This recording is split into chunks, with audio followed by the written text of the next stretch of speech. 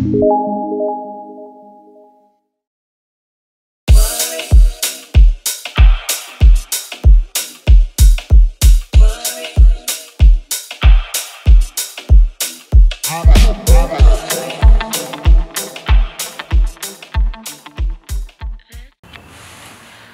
to this edition of the Sunday News Podcast, a podcast where we discuss issues affecting people economically, socially, and even mentally.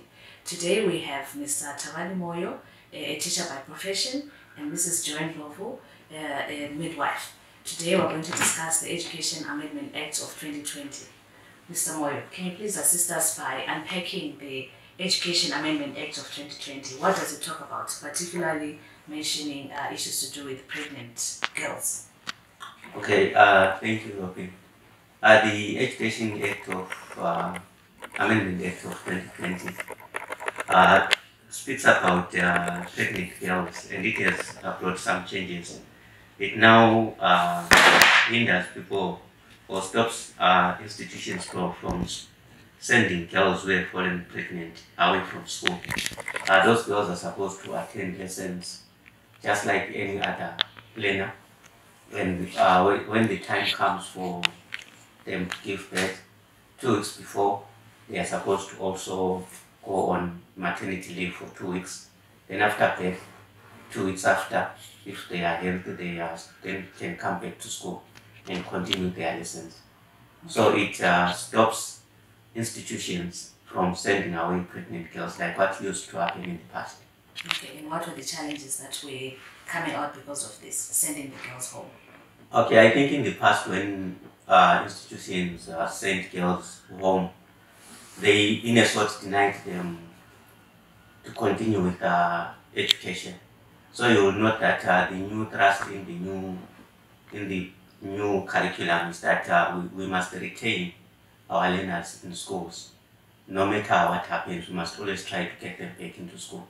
So I think this act is in line with that thrust of retaining girls and all learners at school. Okay, and what is the effect of this maybe on other learners in the class? How are they supposed to relate with each other now? Okay, I think there is going to be a challenge, but if everything is well taken care of, the other learners have to be educated that there is nothing abnormal with someone falling pregnant. It's natural for someone to fall pregnant. But you know, not all learners are going to accept that they are learning with someone who is pregnant. There are so many stories that have been told by learners that if someone is pregnant in class, they cause them to sleep, things like that. So there is stigma associated with pregnant learners that we have seen in the past. So it's going to be maybe a task that the ministry comes with a program that also sensitizes other learners to be friendly to those who are pregnant, because obviously they are going to be named and labeled. It's natural. Human beings are like that. Okay. Turning to you, Mrs. Ndlovu, can a child fully participate in class when they are pregnant and when they are still very, very young? Like now we've got children in grade 7 falling pregnant. What is the effect on the learning process? Alright, thank you for giving me the floor. Well, a child can concentrate, yes. Well, but it always depends on the atmosphere that they are in. If they're in a supportive atmosphere, like what Mr. Moy was saying, that the other kids shouldn't judge this child, they should accept that child, I think that would actually make them concentrate better and excel in their studies. Okay. Yes. And what are the challenges that come with early unintended pregnancies? Like we understand pregnant women can become moody. What are some of the things that these children will go through while they're in class? Alright, well, yeah, pregnancy comes with a lot of complications. And well, if someone is pregnant, one thing you should know, that person is not sick. That person is very well, they are functional and everything. But there are complications that come with pregnancy, like you'd say, there are those mood swings, there's so much progesterone in your body, and it will make you want to sleep and just rest and just lazy. And So yes, it can affect that child. That maybe they won't be concentrating much. Maybe they'll be feeling lazy, and yes, it can affect them that way. And also, as the tummy grows bigger, that discomfort and that weight that it has on them, they can get discomfort from that. Okay, and our schools are just ordinary schools where they were built for learners who are not pregnant to come and access the school.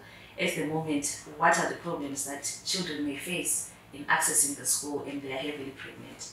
Like we've got 4-story buildings, things like that. Okay. Yes, especially for these local schools, maybe town schools, where you have those story buildings, where you have the small chairs and the small desks. As the tummy gets bigger, that discomfort as they sit, and the longer sitting hours. Maybe they've got a double period. Sometimes it can go for an hour, and they'll be sitting for a whole hour, which gets really uncomfortable. And also with the stories, they have to go certain floors to access a class, right?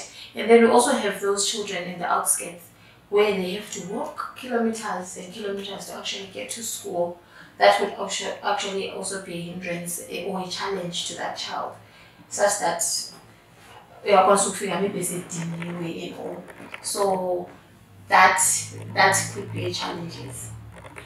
And at say grade 7, is a girl, a 10-year-old, 11-year-old girl, fully developed to carry a child? Fully developed?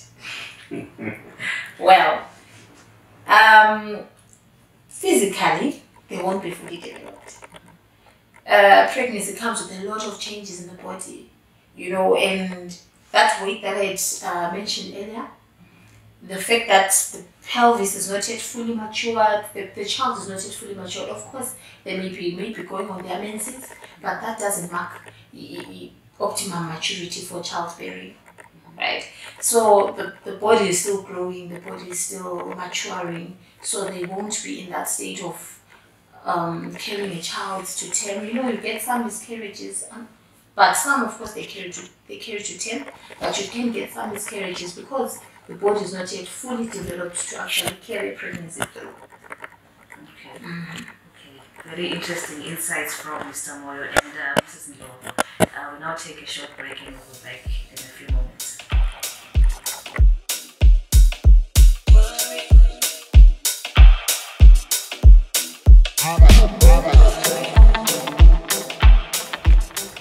Welcome back to the Sunday News Podcast, where today we're discussing the Education Amendment Act, which is allowing learners to come back to school even if they've fallen pregnant. And we are with Mr. Moyo here, a teacher by profession. Mr. Moyo, can you please tell us, are teachers equipped to deal with pregnant learners? What measures have been put to maybe educate them to deal with these pregnant learners? Okay, I think I'll be very honest with you. Currently, when this legislation Amendment Act was passed and it became law, most teachers made, they were talking about serious issues, but they were making them jokes, like saying that during their training now, teachers will need to maybe have a course in midwifery, which some laughed about it, but it also highlights that teachers are not equipped to deal with pregnant learners. I don't remember during my years as a teacher attending a workshop where we were talking about pregnant learners. It's something new, so it's now the challenge to the Minister of Education to maybe come up with workshops that are going to equip teachers to be able to deal with these learners. Okay, and the schools themselves, are they equipped? Do you have nurses on site? Would they be maybe ambulances? Because pregnancy, one can give birth at any time. It's not standard that at 9 months somebody can give birth. What measures have been put? Okay, it brings with it a lot of challenges when it comes to the administration part of or taking care of these learners, because it's something new that has just come up. I think maybe basically people are thinking that someone who is pregnant, they are not sick and they don't have complications, but it varies from one individual to the other. And you can imagine a situation where you have a learner and the pregnancy is complicated every time, and then they're giving you problems. So I think school administrations will have to maybe talk to the ministry or talk to their superiors to try and have an arrangement that even at school we have facilities that can take care of these girls, because currently there is none. What we just have are sick days where learners who are not feeling well can go and wait as their parents are coming to pick them up to take them to hospitals, or for those who are seriously normal, ambulances are called to come and pick them up. Okay. And what message do you have maybe for other learners to say, yes, we've got pupils who may be pregnant? Is it a passport for them to do the same, or you've got now targeted guidance and counseling courses that will educate them on the importance of concentrating on their schoolwork? Okay, that is a very interesting question. From my observation, what I have noted, when a girl is pregnant and is visible, you'll find all these other girls swarming to them. And you know, she becomes more like a mini celebrity. A few friends will be, you know, coming to us, asking a lot of questions, asking how does it feel, you know. And then even when they have given birth and there's a new baby, you'll find that these girls will run and they tend to like babies, I don't know why. So there's a danger there of them being attracted to that and also wanting to have their own pregnancies and babies. But I think it now becomes that's where we need all the hands on the deck, the parents, the community, and teachers, to educate these girls that this legislation has been passed because it has been realized that those girls who fell pregnant in the past, unfortunately, and were expelled from school, their life became miserable after that. It is made for those who accidentally get pregnant. It's not a pass to say you can now indulge in sex willy-nilly without limits. And also I think schools will have to come up with strong guidance and counseling departments. Okay. They will have to do their job so that they conscientize these girls about the whole issue of someone who has become pregnant and they are allowed to be at school. Let me say the disadvantages to fall pregnant at school, they have to be highlighted so that we discourage girls from just falling pregnant knowing that they are not going to be expelled from school. From school. Okay. And Mrs. Ndlovu, preparation to give birth, what can these young learners expect? And also maybe when it's time for breastfeeding, how can they deal with that? Okay, for the preparation of birth, you know, it starts from actually registering the pregnancy. Is this pregnancy registered? Is this child tested for HIV?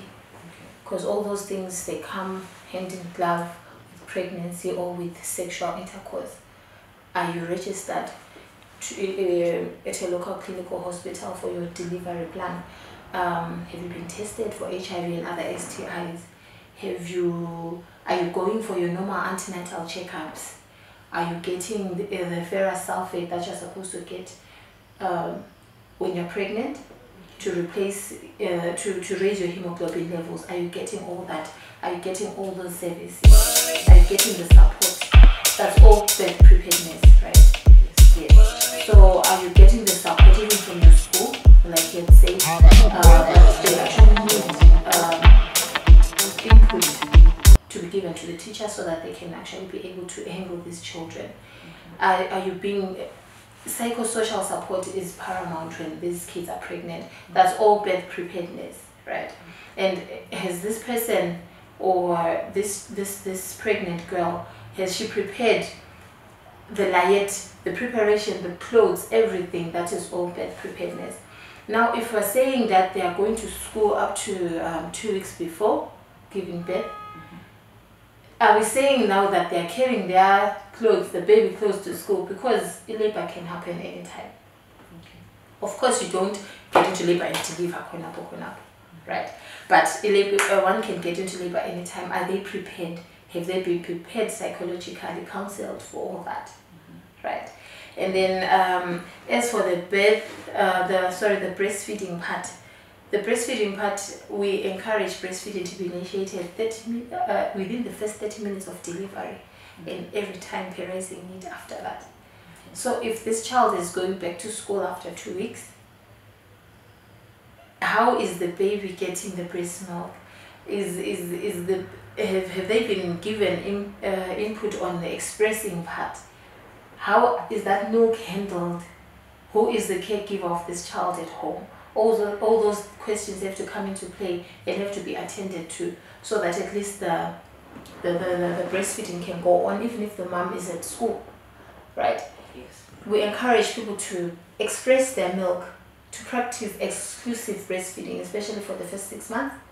And by exclusive, we mean just breastfeeding only. No meals, no water, nothing. Breast milk has got all the required nutrients for the baby, right? So we encourage them to express their breast milk, to store the breast milk properly in clean cups, and cup feed the baby. So all those things, they have to come into play. And your parting shot, what is your message to our young learners in regards to early unintended pregnancies? All right, early unintended pregnancies, they could be a setback, Well, in the long run, fine, you've got your baby and all, some cases are like, I'm floppy, but think of your tomorrow. There are programs here in Zimbabwe that are being run to curb such unintended pregnancies, and by programs we mean there are condom distributions that are going on in Zimbabwe, and the family planning that is being catered for all women for all girls, women of childbearing age, right? So if you know that you are sexually active, you have to access these services. Of course, I'm not encouraging you to be sexually active at such a young age. You should, I would not say, yes, stop, but you know the message. You know the message, but there are, of course, some services that you can access, right? And at the same time, when someone gets pregnant, teenage pregnancy, we shouldn't discriminate them. We should at least support them. Even as peers at school, you should support your other your friend, and yeah, that will help them at least get through the pregnancy. Okay, thank you very much. And Mr. Moyo, your parting shot. Maybe what I would say to the girls who are still at school is that maybe they should focus on their education first, from the education point of view. Focus on your education first. These pregnancies will come with a lot of challenges and responsibilities, like we have had, and they might be a setback for you even if you are still at school. Remember the time that you are going to lose when you are going for your maternity leave, the time that you are going to lose, maybe when you are losing concentration in class, that will be a time lost, and it's going to affect your work at school. So for now, let us focus on getting our education. And your message to the boy child? Okay, to the boys, and even to let me first say to the boys, they should be responsible. They should not take advantage of these girls, and also not only boys, but there are men out there who are taking advantage of these girls, maybe luring, using money and other items. Can we please leave these girls to go to school, like what Zuma said at some point, asegele nabantwana besikolo singazisaba phambanisa. Thank you. Okay, thank you very much, Mr. Moyo and Mrs. Ndlovu, for joining us today on our podcast. We hope to join you again soon, where we debate more interesting issues that affect us in all aspects of our lives. Thank you very much.